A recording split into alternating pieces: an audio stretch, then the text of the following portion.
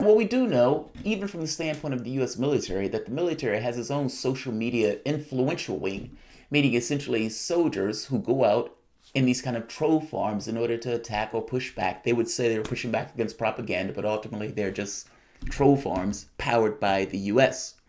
Well, a report has been opened that show a Twitter executive that is a psyop revisionist agent that has been spreading disinformation across Twitter.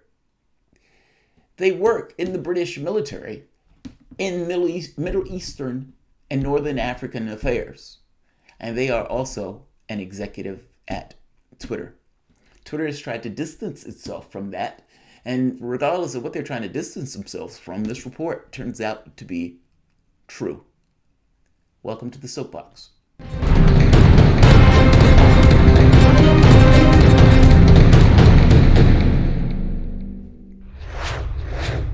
My name is Jamarl Thomas. This is the Progressive Soapbox. Guys, if you dig this content and you find yourself coming back often, please like, share, subscribe.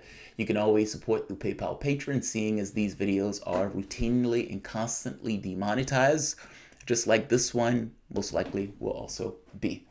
This video will be relatively quick, but I thought it was somewhat of a big deal when people point to social media and show the influence that governments have in this kind of secretive world where military and tech meet and intertwine with one another. Newsweek, this is not some random rag, Newsweek, Twitter executive revealed to be Psyop-Soldier linked to spreading disinformation across social media. It's being called a threat to democracy. So right here, I'm just going to read it. A Twitter executive with editorial responsibility for the Middle East and North Africa is also a reservist officer of the British Army's Psychological Warfare and Propaganda Unit, a new report has revealed. Gordon McMillan, who joined Twitter in 2013 and is listed as the company's head of editorial for EMEA, also serves with the 77th Brigade, an outfit formed in 2015 to conduct quote-unquote information warfare and developed quote-unquote non-lethal ways of conducting war, essentially lying on Twitter. The report, published in Britain's Middle East Eye, revealed how McMillan served with the unit for several years. Twitter has downplayed McMillan's links to the Army and said it supports its staff and its external volunteer commitments. Spokesman, so right here, Twitter is open, neutral. This is Twitter. Twitter is an open, neutral, and independent service, a spokesman for Twitter said to Newsweek. It's not neutral is perspective, right? We do not allow the data services to be used for surveillance purposes or in any other manner inconsistent with the people's expectations of privacy. Employees who pursue external volunteer opportunities are encouraged to do so in line with the company's policy. The British Army has also distanced itself from it. Now here's the catch. Despite the assertions of Twitter and the British military, academics and researchers have said that the division between the two is not so clear. David Miller, a professor of political sociology in the School for Policy Studies at England's University in Bristol, who studies propaganda and public relation efforts concerning the British government, is one such academic. He told Newsweek he believes its links are there, adding it is a threat to our democracy.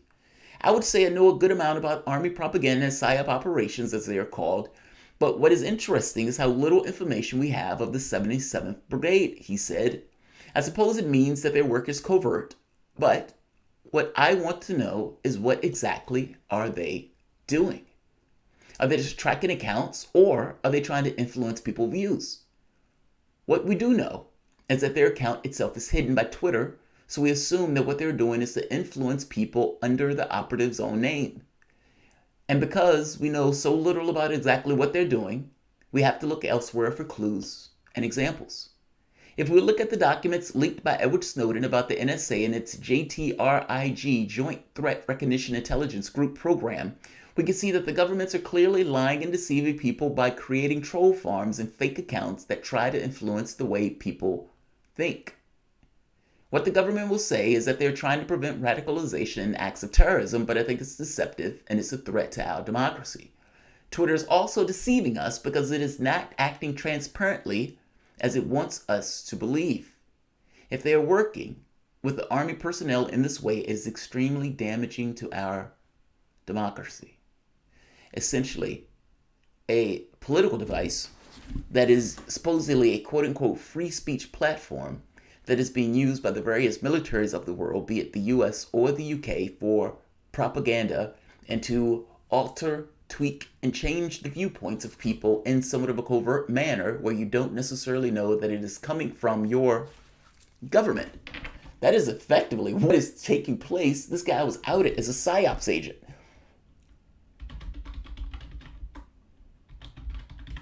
This guy was used as a PSYOPs agent.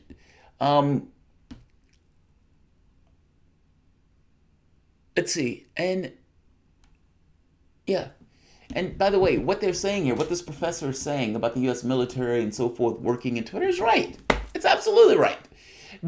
If you remember, what was it called? I can't think of his name. But the UK had an organization that they found that was outed, that was essentially supposedly being paid by the government of the UK, but was attacking Jeremy Corbyn under this notion that they were somehow fighting Russian propaganda.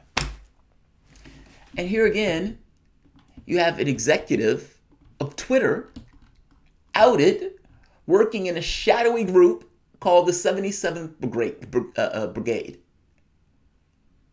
This guy's an executive with editorial control over what takes place from the standpoint of Middle Eastern affairs. That's extraordinary.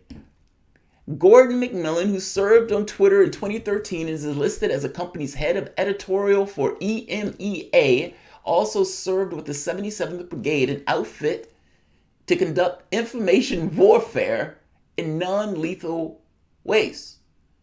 He's part of the British Army's Psychological Warfare Unit with editorial responsibility over Middle Eastern and North African affairs.